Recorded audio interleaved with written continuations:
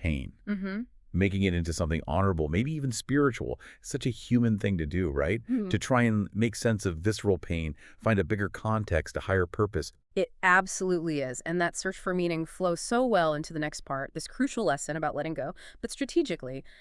The tears in the garden were a crucial lesson. I just render full surrender. It's a proven method. Surrender as a method. Interesting. Yeah, and it's not weakness, not giving up like we usually think of it. It's more like, acceptance and commitment therapy, ACT. A little bit, yeah. Well, a core idea there is radical acceptance.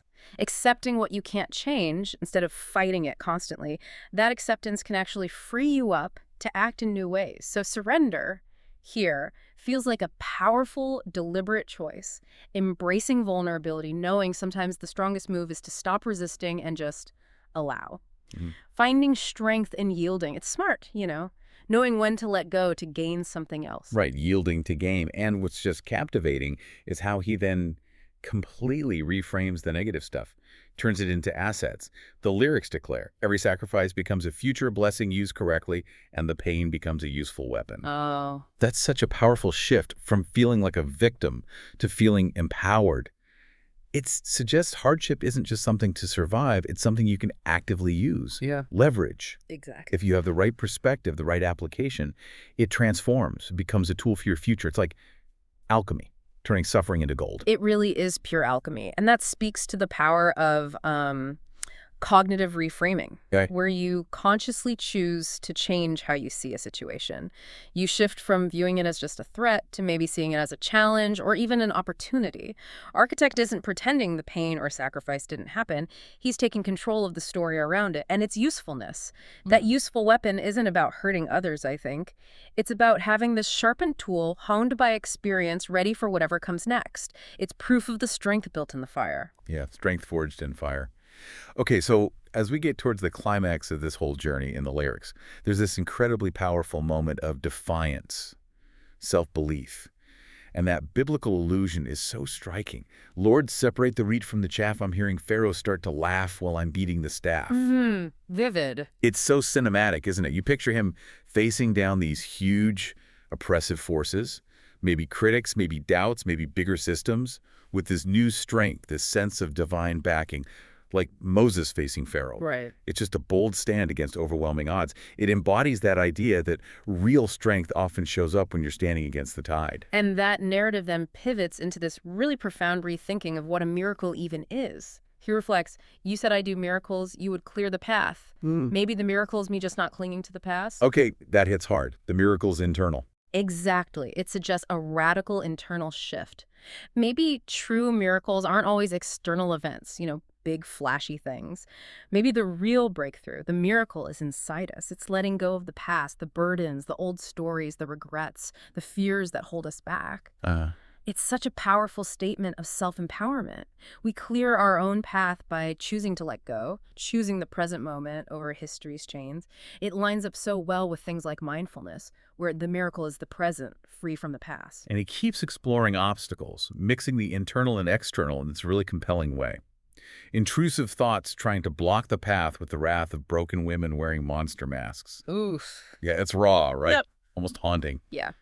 It really speaks to how our own inner battles, maybe inherited traumas, deep fears, can feel like external threats. Yeah, like they take on these monstrous shapes in our minds. Exactly. It's such an honest look at inner demons and how our own psychology can sort of project these struggles onto the world. And then from that internal struggle comes this absolute explosion of creative power. It feels so visceral.